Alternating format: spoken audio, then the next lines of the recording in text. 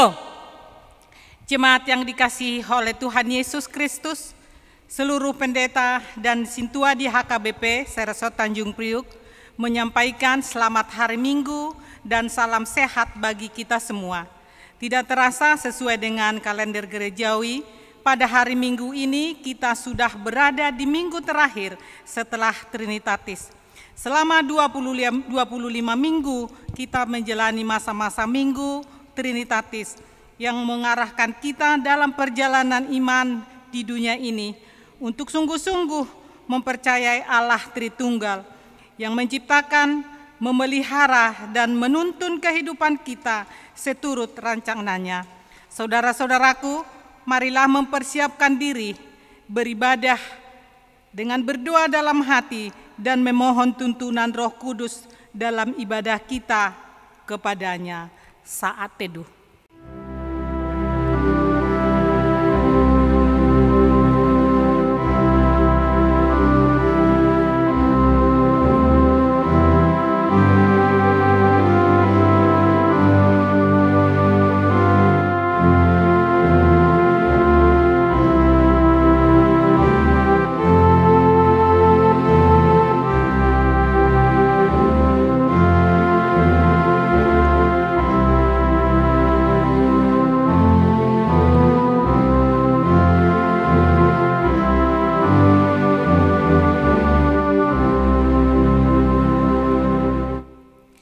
Jemaat Tuhan, dengan penuh sukacita kita menghampiri hadirat-Nya yang kudus serta bersama para malaikat surgawi.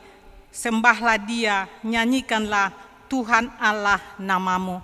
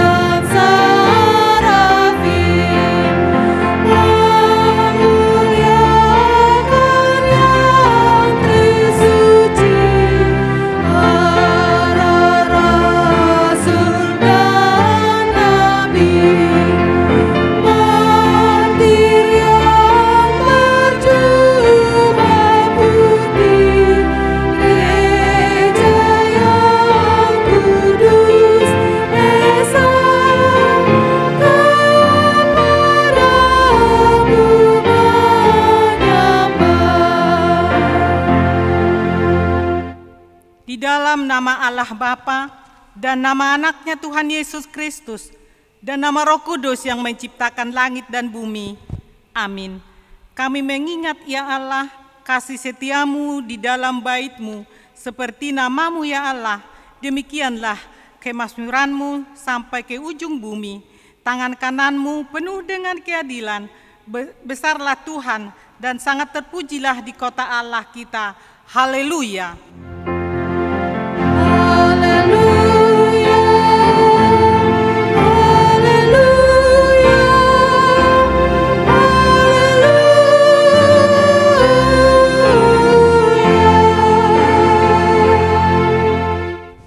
Marilah kita berdoa.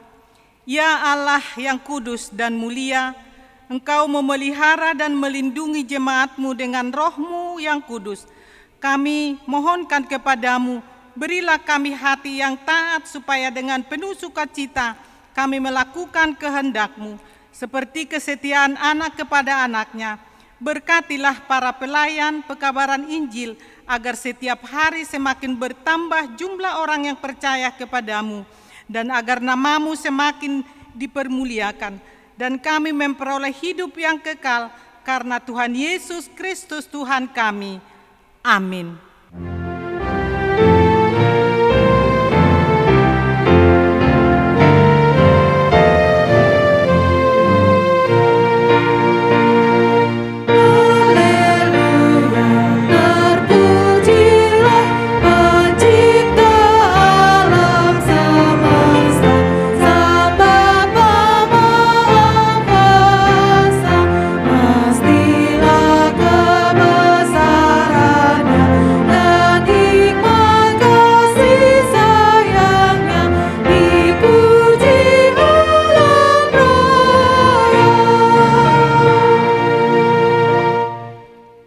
Dengarkanlah hukum Tuhan pada minggu ini, yakni 1 Tesalonika 5 ayat 4 sampai dengan yang ke-6.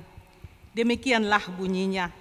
Tetapi kamu, saudara-saudara, kamu tidak hidup di dalam kegelapan, sehingga hari itu tiba-tiba mendatangi kamu seperti pencuri, karena kamu semua adalah anak-anak terang dan anak-anak siang. Kita bukanlah orang-orang malam atau orang-orang kegelapan.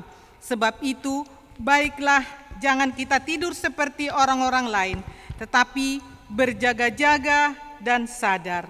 Demikian hukum Tuhan, marilah kita bersama-sama berdoa, memohon kekuatan dari Tuhan untuk melakukan hukum-Nya.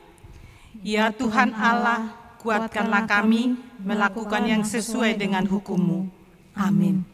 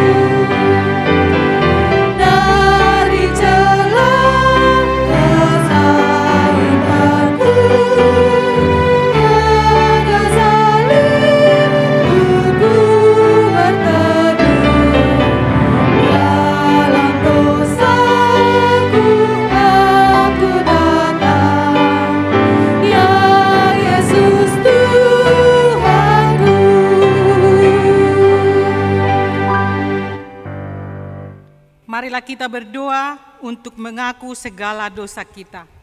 Ya Allah Bapa kami yang Maha Kuasa, Engkau mengasihi kami orang yang hina dan tercela ini. Kami datang ke hadapan-Mu, mengaku segala dosa dan kesalahan kami. Sejak dilahirkan kami sudah bergelimang di dalam dosa. Kami tersesat dan menyimpang dari jalan Tuhan. Kami sering melanggar hukum-Mu. Ya Tuhan kami, janganlah mengingat dosa dan pelanggaran kami pada masa muda, tetapi ingatlah kepada kami sesuai dengan kasih setia-Mu oleh karena kemurahan hati-Mu. Ya Tuhan, lapangkanlah hati-Mu terhadap kami orang berdosa ini. Amin.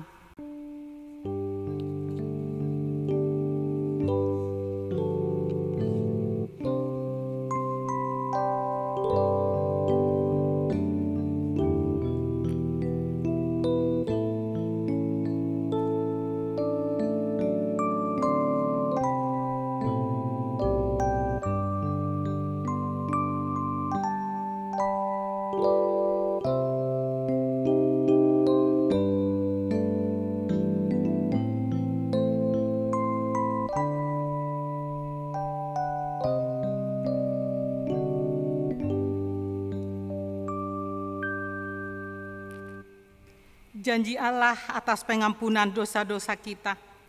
Sebab biarpun gunung-gunung beranjak dan bukit-bukit bergoyang, tetapi kasih setiaku tidak akan beranjak daripadamu, dan perjanjian damaiku tidak akan bergoyang. Firman Tuhan yang mengasihi engkau. Kemuliaan bagi Allah di tempat yang maha tinggi. Amin.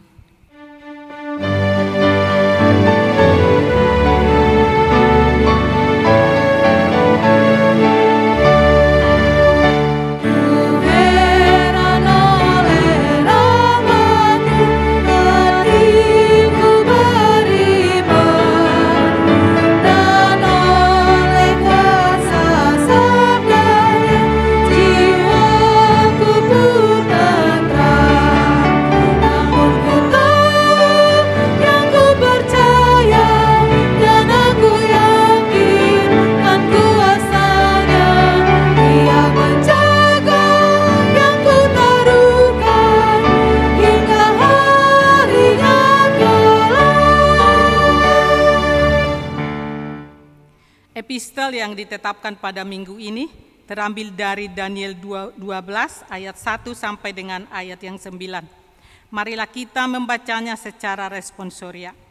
Pada waktu itu juga akan muncul Mikael, pemimpin besar itu, yang akan mendampingi anak-anak bangsamu, dan akan ada suatu waktu kesesakan yang besar, seperti yang belum pernah terjadi sejak ada bangsa-bangsa sampai pada waktu itu. Tetapi pada waktu itu bangsamu akan terluput, yakni barang siapa yang didapati namanya tertulis dalam kitab itu. Dan banyak dari antara orang-orang yang telah tidur di dalam debu tanah akan bangun, sebagian untuk mendapat hidup yang kekal, sebagian untuk mengalami kehinaan dan kengerian yang kekal. Dan orang-orang bijaksana akan bercahaya seperti cahaya cakrawala, dan yang telah menuntun banyak orang kepada kebenaran seperti binatang-binatang, tetapi untuk selama-lamanya. Tetapi engkau, Daniel, sembunyikanlah segala firman itu dan materaikanlah kitab itu sampai pada akhir zaman. Banyak orang akan menyelidikinya dan pengetahuan akan bertambah. Kemudian aku, Daniel, melihat maka tampaklah berdiri dua orang lain, seorang di tepi sungai sebelah sini dan yang lain di tepi sungai yang bersebelahan sana. Dan yang seorang bertanya kepada yang berpakaian kain lenan yang ada di sebelah atas air sungai itu, bilakah hal-hal yang ajaib ini akan berakhir? Lalu kudengar orang yang berpakaian kain lenan yang ada di sebelah atas air sungai itu bersumpah demi Dia yang hidup kekal, sambil mengangkat tangan kanan dan tangan kirinya ke langit, 1 masa dan 2 masa dan setengah masa. Dan setelah berakhir kuasa perusak bangsa yang kudus itu, maka segala hal ini akan digenapi. Adapun aku memang kudengar hal itu, tetapi tidak memahaminya. Lalu kutanya, Tuanku, apakah akhir segala hal ini? Tetapi ia menjawab, pergilah Daniel, sebab firman ini akan tinggal tersembunyi dan termeterai sampai akhir zaman. Banyak orang akan disucikan dan dimurnikan dan diuji, tetapi orang-orang fasik akan berlaku fasik. Tidak seorang pun dari orang fasik itu akan memahaminya, tetapi orang-orang bijaksana akan memahaminya. Sejak dihentikan korban sehari-hari dan ditegakkannya dewa-dewa kekejian yang membinasakan itu, ada 1.290 hari. Berbahagialah orang yang tetap menanti-nanti dan mencapai 1.335 hari. Demikian firman Tuhan. Berbahagialah setiap orang yang mendengar firman Allah serta memeliharanya. Amin.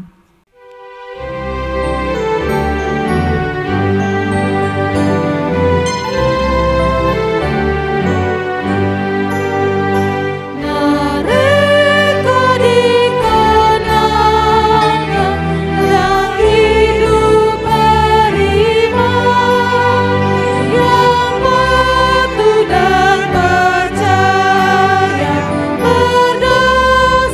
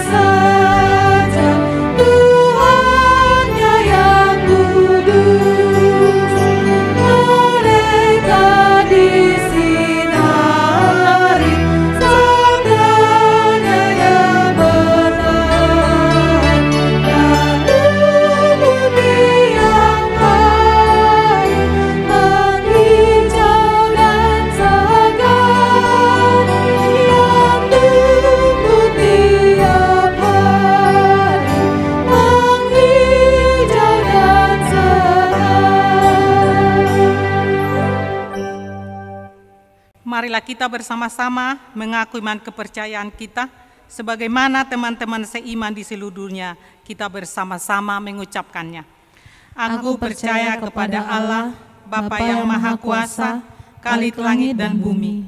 Aku percaya kepada Yesus Kristus, Anaknya yang tunggal Tuhan kita, yang dikandung daripada Roh Kudus, lahir dari anak darah Maria, yang menderita sengsara di bawah pemerintahan Pontius Pilatus, disalibkan, mati dan dikuburkan, yang turun ke dalam kerajaan maut. Pada hari yang ketiga, bangkit pula dari antara orang mati, naik ke surga, duduk di sebelah kanan Allah Bapa yang Maha Kuasa. Dari sana akan datang kelak untuk menghakimi orang yang hidup dan yang mati. Aku percaya kepada Roh Kudus dan adanya satu gereja yang kudus dan am, persekutuan orang kudus, pengampunan dosa, kebangkitan daging, dan hidup yang kekal. Amin.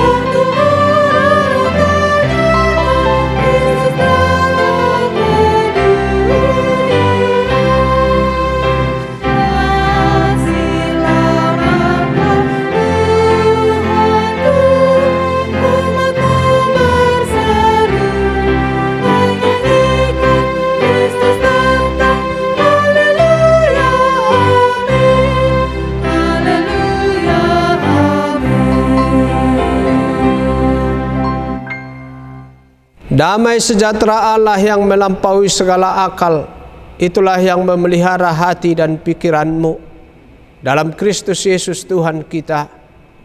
Amin. Saudara-saudara jemaat yang dikasihi oleh Yesus Kristus, firman Tuhan hari Minggu ini terambil dari Injil Markus pasal 13 ayat 1 sampai dengan 8. Saya bacakan bagi kita semua. Ketika Yesus keluar dari bait Allah, seorang muridnya berkata kepadanya, "Guru, lihatlah betapa kokohnya batu-batu itu dan betapa megahnya gedung-gedung itu." Lalu Yesus berkata kepadanya, "Kau lihat gedung-gedung yang hebat ini? Tidak satu batu pun akan dibiarkan terletak di atas batu yang lain. Semuanya akan diruntuhkan." Ketika Yesus duduk di atas bukit Zaitun berhadapan dengan bait Allah, Petrus, Yakobus, Yohanes, dan Andreas bertanya sendirian kepadanya, "Katakanlah kepada kami, bila manakah itu akan terjadi? Dan apakah tandanya kalau semuanya itu akan sampai kepada kesudahannya?"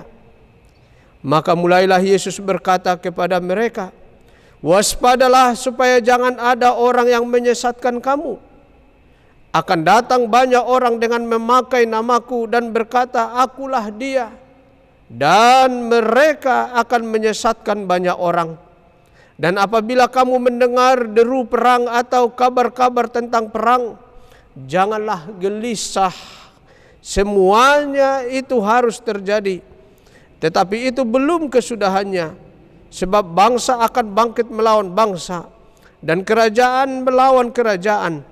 Akan terjadi gempa bumi di berbagai tempat dan akan ada kelaparan. Semua itu barulah permulaan penderitaan menjelang zaman baru.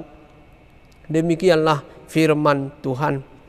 Saudara-saudara yang dikasihi oleh Tuhan Yesus Kristus, saya hendak memulai khotbah ini dengan suatu ilustrasi yang berangkat dari kisah yang nyata.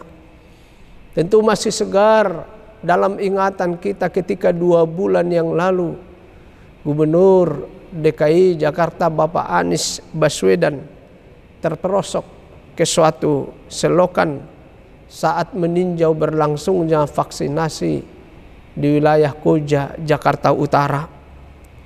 Peristiwa itu langsung viral di sosial media, bahkan menjadi trending topik di berbagai media elektronik. Ratusan ribu orang yang memberi komentar atau pandangan, baik keprihatinan, simpati, atau bahkan juga ada ejekan dan bulian yang sangat menohok. Besok harinya pasca kejadian, Bapak Anies pun bercerita tentang peristiwa itu. Menariknya, di akhir dari penjelasannya ia menitipkan pesan, harus tetap hati-hati supaya tidak kecemplung lagi. Terlepas apa pandangan masyarakat luas dan juga kita semua tentang figur Bapak Anies Baswedan atau pendapat kita tentang kejadian itu, namun pesannya yang terakhir sangat penting untuk kita camkan, harus tetap hati-hati. Ini perlu kita renungkan di dalam menjalani kehidupan kita di dunia ini yang kita tidak tahu kapan akan berakhir. Supaya kita tidak larut baik oleh pujian, baik oleh sanjungan, baik oleh gegap gempita di dunia ini, atau oleh segala kenikmatan, atau oleh segala hal yang melekat di dalam diri kita.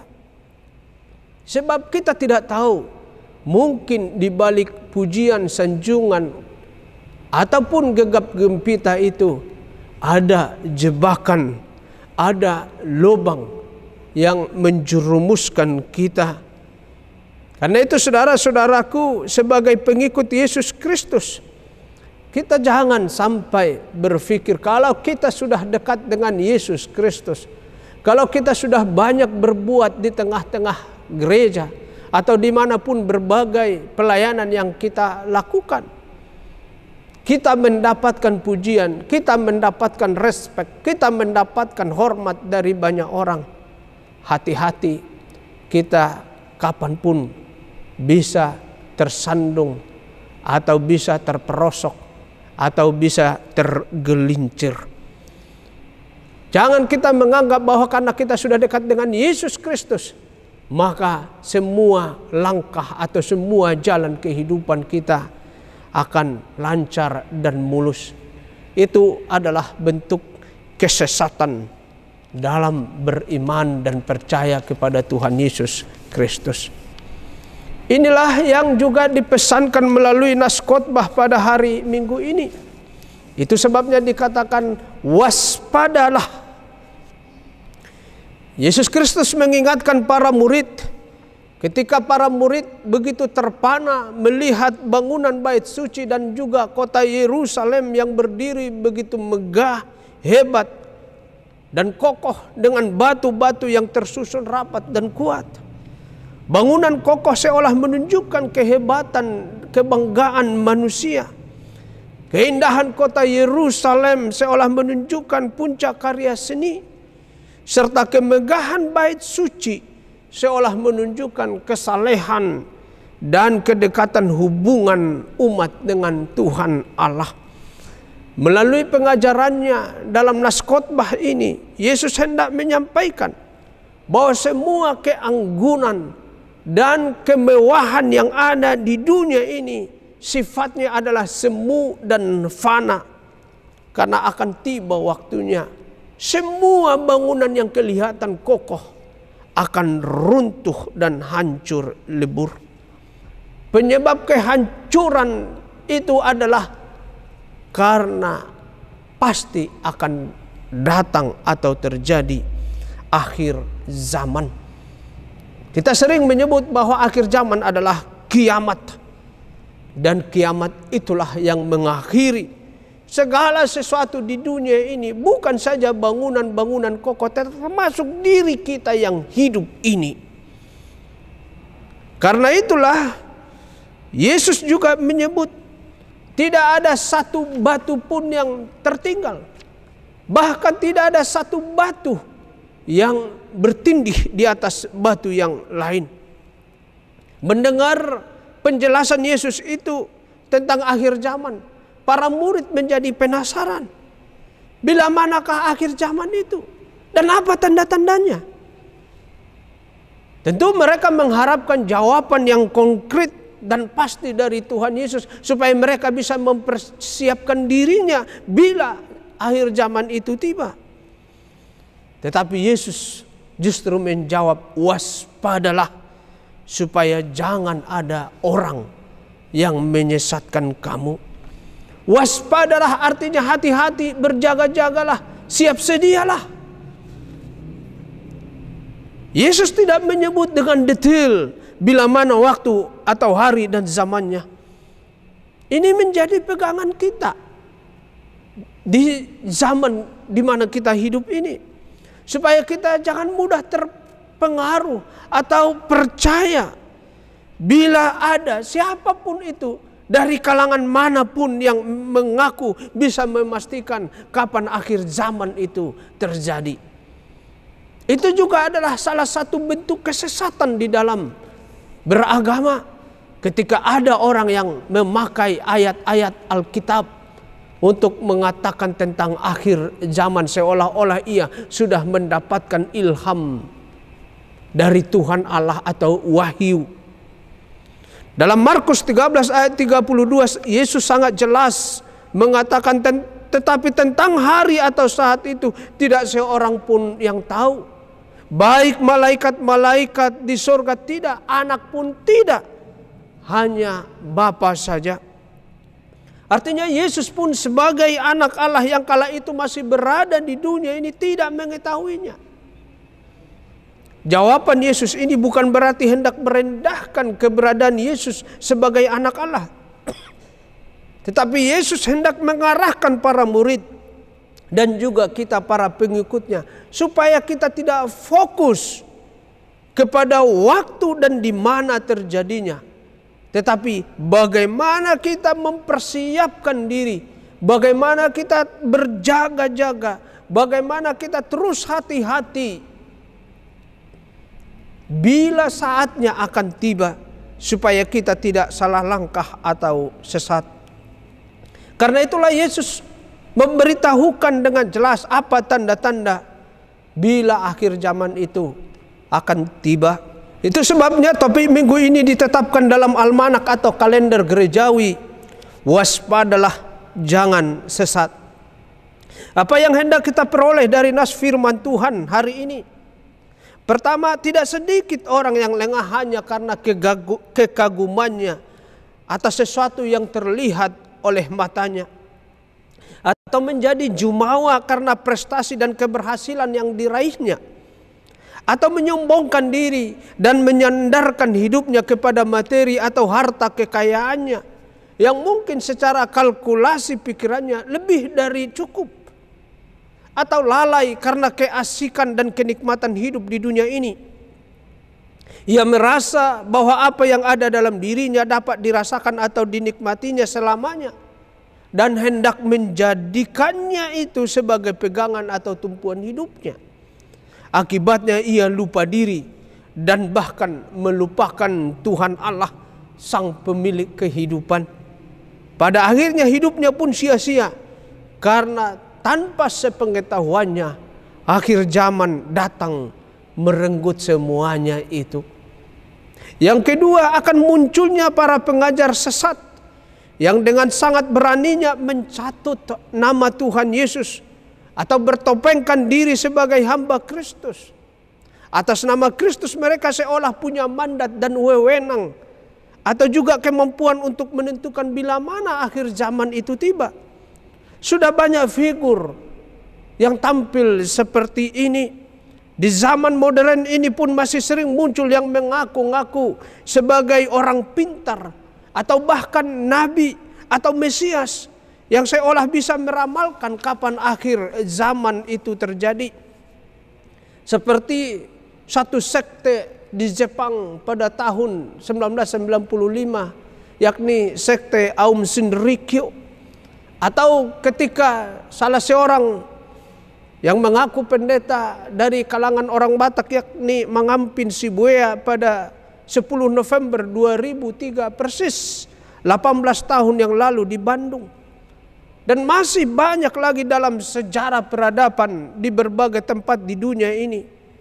Mereka-mereka yang mengaku telah mendapatkan ilham wahyu dan bisa memastikan kapan terjadinya akhir zaman adalah para pengajar sesat yang hendak mencari popularitas bahkan keuntungan untuk diri sendiri. Ada yang tidak sungkan menjadikan ayat-ayat suci sebagai barang dagangan atau jualannya demi hasratnya. Nyatanya mereka semua gagal, bahkan akhir hidup mereka begitu menyedihkan dan sangat tragis. Sebab mereka mendatangkan kutuknya sendiri. Tentulah kita tidak berkeinginan mengakhiri hidup seperti mereka itu. Karena itu pegang dan percaya sajalah akan pengajaran Tuhan Yesus bahwa akhir zaman adalah hak prerogatif Allah, sebab dialah sang pemilik waktu, dialah Alfa dan Omega. Yang ketiga, akan terjadi gempa bumi, kelaparan dan perang. Dan orang-orang benar atau para pengikut Kristus akan mendapat intimidasi, ditangkap dan diperhadapkan ke hadapan majelis agama untuk dihukum. Oleh karena iman dan kesaksiannya tentang pengajaran Tuhan Yesus, mereka akan mengalami siksa dan derita. Tetapi Tuhan Yesus tidak akan membiarkan para pengikutnya. Ia juga mengatakan, janganlah kamu gelisah, sebab ia telah menjaminkan ada upah dari setiap orang yang percaya kepadanya, yang tetap setia dan bertahan. Di ayat 13 sesudah nas kita dikatakan, orang yang bertahan sampai kesudahan, ia akan diselamatkan. Karena itu saudaraku, hidup di dunia ini dengan segala kemewahan, kenikmatan atau apapun yang telah pernah kita peroleh dan nikmati, kelak akan berakhir. Tidak ada yang kekal dan tidak patut untuk dijadikan sebagai sandaran atau pegangan.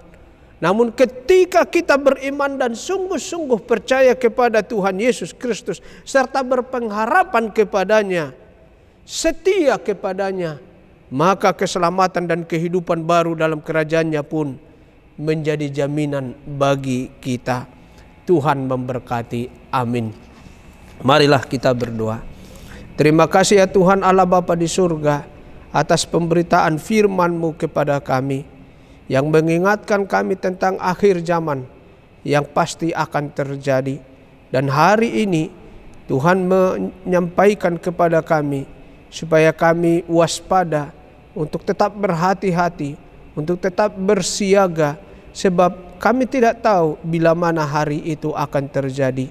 Namun Tuhan telah memberitahukan tanda-tandanya, dan biarlah kami mempersiapkan diri sungguh-sungguh supaya kelak kami ikut-ikutan dalam arak-arakan kerajaan-Mu, supaya kami terus bertahan dengan iman kami, setia kepada-Mu ya Tuhan. Walau berbagai ancaman atau apapun kesulitan di dunia ini kami alami, tetapi dengan iman kepada Yesus Kristus, Tuhan akan memberikan kemenangan kepada kami. Berilah berkat-Mu kepada seluruh warga jemaat-Mu dalam kehidupan rumah tangga, dalam usaha pekerjaan, bahkan jemaat-Mu yang sakit.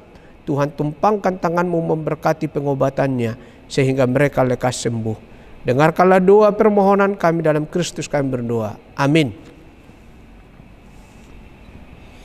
Marilah kita bernyanyi Dan saatnya kita mengumpulkan persembahan kepada Tuhan.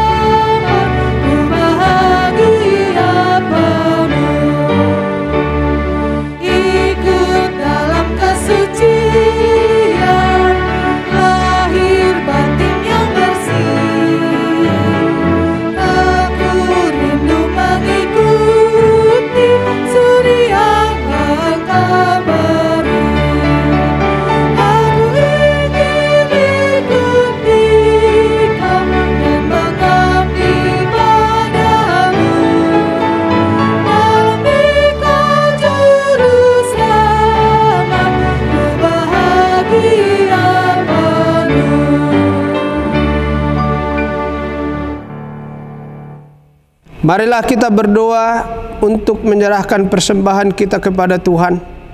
Ya Allah Bapa kami yang di surga, kami mengaku bahwa Tuhan adalah sumber dari segala karunia yang melimpah dalam kehidupan kami masing-masing. Sebahagian daripada karunia itu kami serahkan kembali sebagai persembahan kepada Tuhan. Terimalah dan berkatilah persembahan umat-Mu ini, agar dapat kami pergunakan untuk pekerjaan dan pelayanan kerajaan Tuhan di dunia ini. Bukalah hati kami untuk mengenal betapa banyak berkat dan karunia yang kami peroleh dari Tuhan, supaya kami senantiasa bersyukur kepadamu. Di dalam nama Yesus Kristus Tuhan kami. Amin.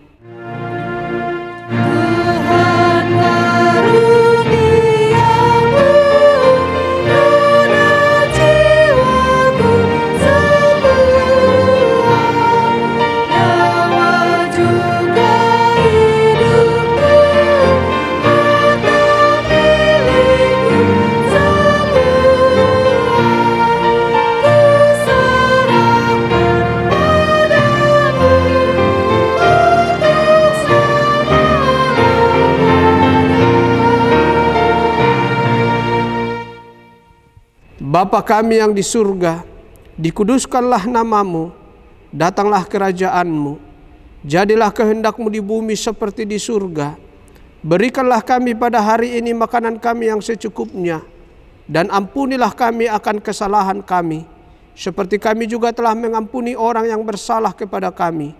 Dan janganlah membawa kami ke dalam pencobaan, tetapi lepaskanlah kami daripada yang jahat.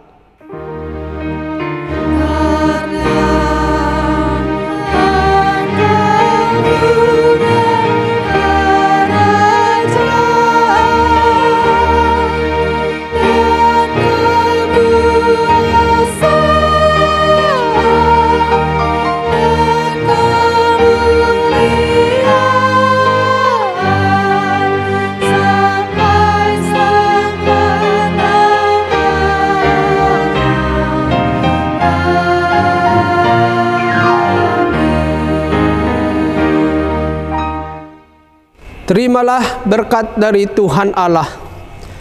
Tuhan memberkati engkau dan melindungi engkau. Tuhan menyinari engkau dengan wajah-Nya dan memberi engkau kasih karunia. Tuhan menghadapkan wajah-Nya kepadamu dan memberi engkau damai sejahtera. Amin.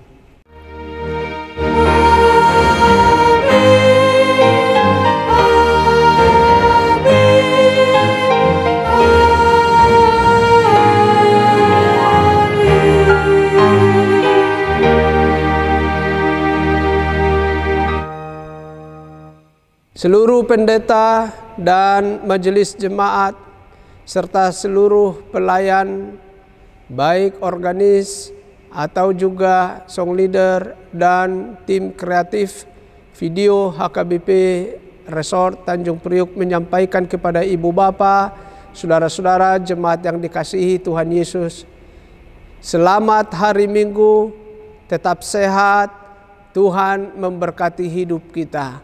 Shalom.